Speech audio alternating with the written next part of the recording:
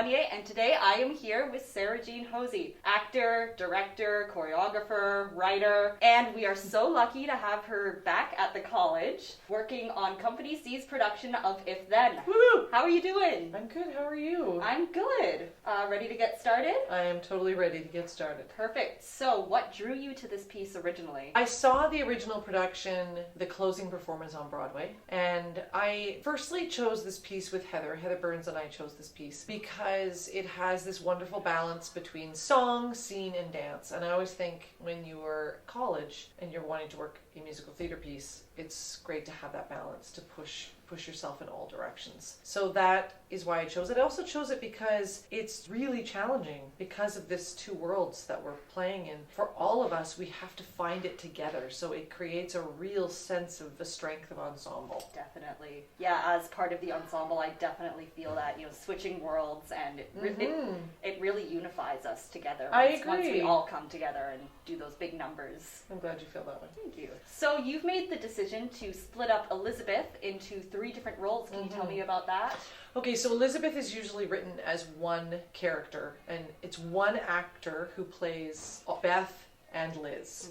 So in the piece, she's choosing between these two worlds. If she had gone with her friend Lucas, or if she'd gone with Kate, how her life would have worked out.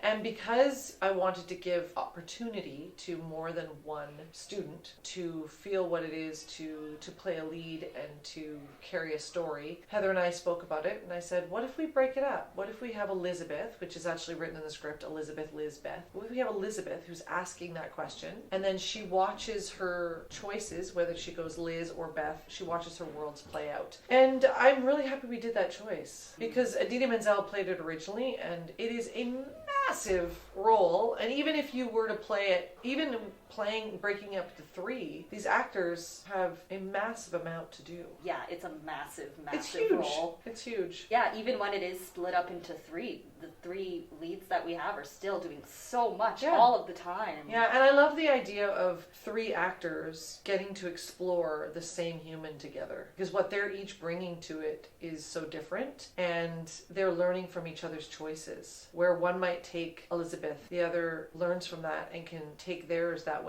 so that it creates this really well-rounded human. So, speaking of Elizabeth, Liz and Beth, Yes. are you more of a Liz or a Beth? That's such a hard question. I do think of the character as one being, but I know what you're saying. You're talking about like the characteristics that come through from the choices that she makes. I feel I'm a little bit of both. I definitely have made many choices in my life that are based on career. I've been a very career-driven person. But also family and relationship is extremely important to me. So, both. So, working during COVID, how has that affected the workroom? Are there any unusual challenges that come with the restrictions? Yes, absolutely. We're definitely have it feels very tentative when we began because of keeping each other safe. And as a director, having to read just what the eyes were saying versus the rest of the face was really challenging. And also watching the actors try to navigate that. We say so much with the bottom half of our face.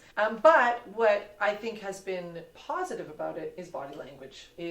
I got to look at body language at a whole new level. We were really focused on that in the beginning. And many young actors, that is one thing that they struggle with, is like body language. Where do I put my hands? Where do I place my body? And this group in particular, that was one of our challenges, and we fought really hard. So having the opportunity to focus on that and to really see that with the masks on was actually a good thing. But when we bubbled and we got to take them off, there's their faces. Yeah. And I know for Heather, musically, it's challenging, like you're hearing people sing through a mask. Definitely. And yeah, it's been great being, in a bubble with you for 4 weeks, so it's lovely to see your face those first 2 weeks, 1 week, 2 weeks. Almost 2 weeks. 2 weeks where you're just wearing a mask. But it's so nice to see your full face. I always like seeing your face too. Thank you. You've worked with the college a couple of times now. Yeah. What excites you about working with students?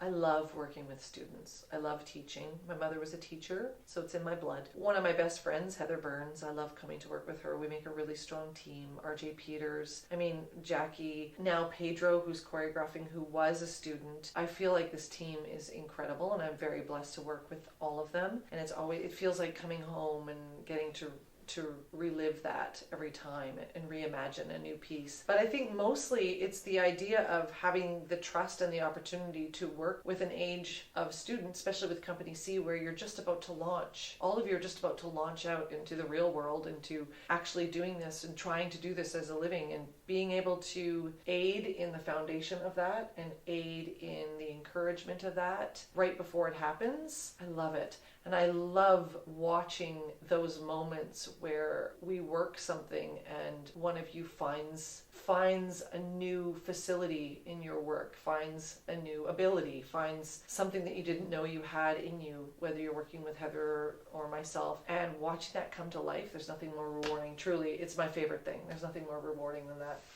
That's why I got into theater. That's why I like to, work with people all the time. And it's amazing to see those light bulbs go off. It's exciting. Yeah. You're like, you got it. That's it. That's Hold it. on to that. Take that into your future. Know in the future that is a good tool for you to use. Mm-hmm. Developing your toolbox as an artist is so important. So. Of course, yeah. All right, so last question. Yes. Can you tell us about a what-if moment in your life? I mean, we all have them. So hard. There's so many what ifs. Do you think daily it's what if? Like, what if I'd eaten that brownie? Mm-hmm. What if I didn't go to Tim Hortons this morning? Right? I would have $6 more than I have. What did you have at Tim Hortons? Because it's usually cheaper than Well, that. you get the meal. I think a what if moment is what if I'd stayed on the West Coast and I'd never moved to Ontario. I'm really glad that I moved to Ontario, and I've had an incredible experience there, and doors have opened, and I've worked with many new people. And yet I had a real family and a continuing feeling of work and creation here that I would be interested to know what would have happened if I'd stayed. And I think another what if is my husband, and what if I had not auditioned for Adelaide in Guys and Dolls and I hadn't got to meet Nathan Detroit. That's a major what if. Mm-hmm. Sounds like a good story too. It is a good story. Not sure if we have all of the time. We don't have the time, but it's a good story. Yeah. Speaking of time, we've got a production call to get back to. Let's go back to work. So thank you so much for taking the time to sit down and talk with me. I am very excited to continue working on this piece and continue working with you. Thank you, Kelsey. I'm excited to work with you too. Thank you. You always bring so much to the table. You're so present. You are playing many comedic roles in this, and I'm so grateful because you're so funny and you just dive in. Thank you. Thank you. That is going in the good comment box. Love it. All right, so thank you so much. Thank you. Let's get back to work. Back to work. Yay! Every new place, every building, every face of the lovers and the friends.